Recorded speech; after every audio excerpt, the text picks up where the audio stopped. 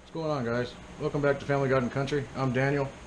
We're back with another video this week on our weekly loadout, where every 2 weeks we'll spend between 15 and 30 bucks on survival and preparedness items. It can range from anything from food and water, fire, shelter, ammunition, anything and everything you can think of to prepare or survive. I try every 2 weeks to spend about 30 bucks on that.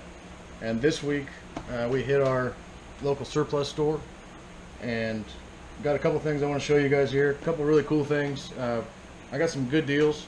I spent right at 30 bucks, a little over 30 bucks, and I got some really cool shit. So we'll start here with our 2 containers that we got. We got 2 separate containers. We'll start with this one here, and I'm not exactly sure how much this holds. It's got to be more than a canteen, and it is the collapsible plastic here, and this is a U.S. military issue, and it's got a date stamp on there of 1985. And this didn't come with any case, no carrying case or anything. It is plastic. You're obviously not going to boil or do anything with that, but I think this would be good to carry in a pack for hunting or camping or survival, whatever you're doing at the time. Everything's in real good shape. You can see it holds air, and if it holds air, it's obviously going to hold water. It stays a lot flatter than a canteen does, so it's something I can carry in my haversack when I'm hunting or whatever I'm doing. I got that for 5 bucks. Thought that was pretty cool. And this is not a military canteen. This is a reproduction knockoff. I think this one's made in Taiwan. Yeah, this is made in Taiwan. And it says on it, for water only, do not apply canteen to open flame. Obviously it's plastic. It is hard plastic. Same style of opening as the collapsible canteen there. I didn't buy it for this. This was kind of just an extra. What I bought it for was the canteen cup that it came with. I have a couple of these already. They're getting harder and harder to find for me anyway, especially with the working handle and latch. You know, so you can use that as a cup, put it over the fire, you know, whatever you're going to do with it. And that's why I bought this. And the canteen was just kind of a bonus that came with it. And it doesn't even really fit all the way down in that canteen, or in that cup, but I figured for 5 bucks, why not? And you know, with this combination here, having a plastic bottle, you'll still be able to boil and stuff like that. And the next thing we got here, and this isn't military either, but this was at the surplus store that I went to. He sells everything: guns, knives, ammunition, all different types of surplus military stuff. He sells a lot of different shit, so it's a pretty cool store to go to.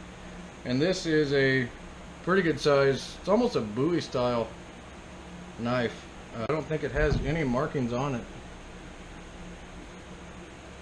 It's like a buffalo style knife. No, it doesn't have any markings on it at all. But first thing I look at when I'm buying a knife is the tang.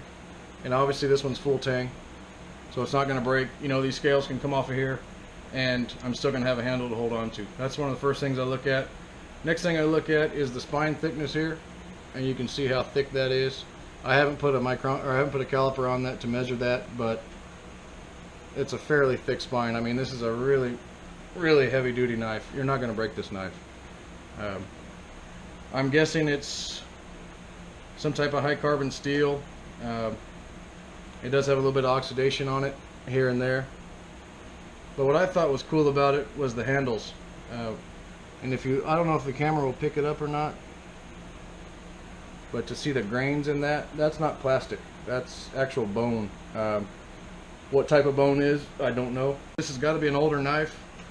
I couldn't tell you how old it is, but it's very high quality. It's very, you know, you feel like you're holding a tool. It doesn't feel like you're holding a piece of shit. You know, it's a real knife, and I think you could do some serious chopping. I haven't sharpened it yet. It has a decent edge on it, but I will go ahead and sharpen it, and we might do a knife sharpening video too, I'm not sure. And this is a real cheap leather sheath. It looks like somebody put some type of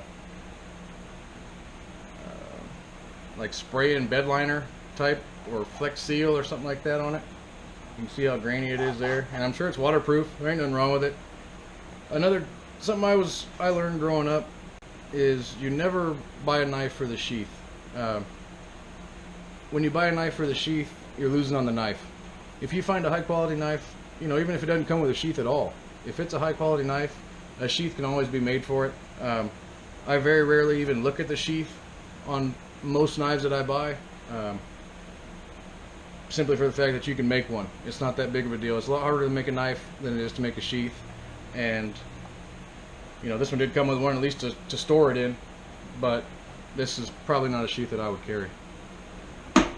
Okay, so we'll move on to this mask here, and this is probably my favorite find, or my favorite thing I found today anyway. And what this is this is an Army Air Corps pilot's mask, and this is a felt. It's 100% wool felt material, and you can see the design of it there.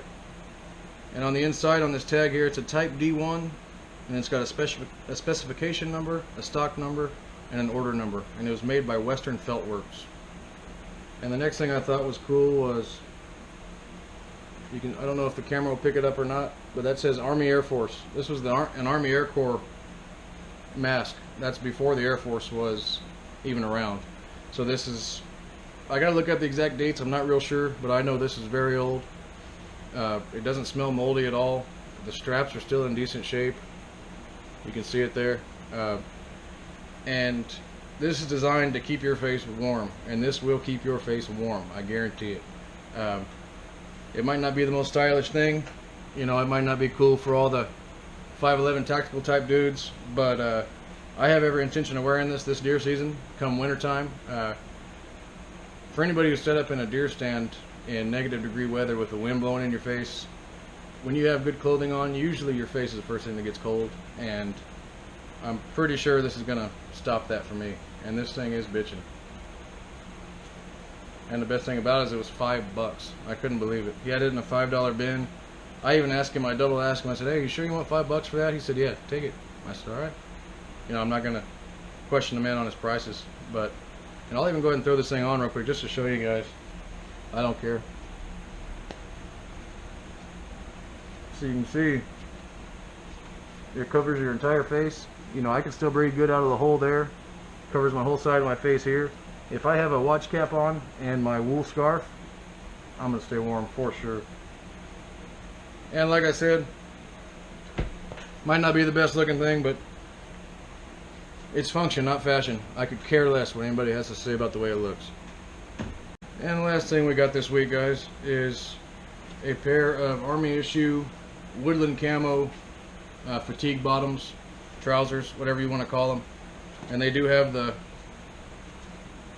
pull strings on the bottoms, on the cuffs, the adjustment straps on the waistband, and you know, the button down crotch.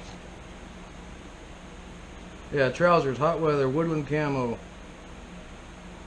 pattern combat, 50% nylon, 50% cotton, from Proper International. You can see that tag there. They are, you know, you can't beat them for work pants, you can't beat them for mowing your yard in, hunting in, fishing, wearing them to Walmart, whatever you want to do. I thought that was a good deal for $5. These ones are in really, really good shape. No holes, no tears, no nothing. So I was pretty happy with that. Alright fellas, well, that's going to be it for this week's weekly loadout. We did pretty good this week, I think. This week, military surplus store, picked up some good stuff. We'll see what happens next week. I don't know what's going to happen yet. I kind of just play it by ear, and you know, wherever I decide to go, it's where I go. Could be Walmart again, could be Lowe's, you never know. You know, I buy small boxes of nails, screws, hand saws, stuff like that. That's the kind of stuff that I think is really going to come in handy in a long-term survival situation or bug out situation. I really just try to keep an open mind with everything and think about the big picture, not so much just the bugging out part of bugging out, if that makes sense. I appreciate you guys joining us. I hope this opens people's minds to go, you know, check your local surplus store. You can find a lot of good deals. I have been in some surplus stores where they're just flat out ripping you off. Almost everything they have is from China or Taiwan or something like that. But you can find good stuff. Just pick through it. Also, check your local yard sales. You know, garage sales sometimes storage facilities, you know, self-storage facilities, when they have their auctions, you can find good stuff there. There's a lot of good places to find stuff for people that are on a budget like myself.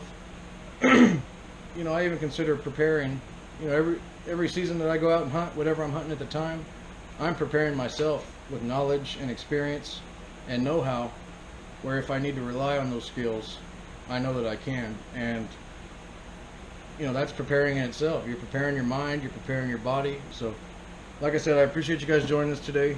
Stay tuned for more videos, and I appreciate you guys watching. Thank you.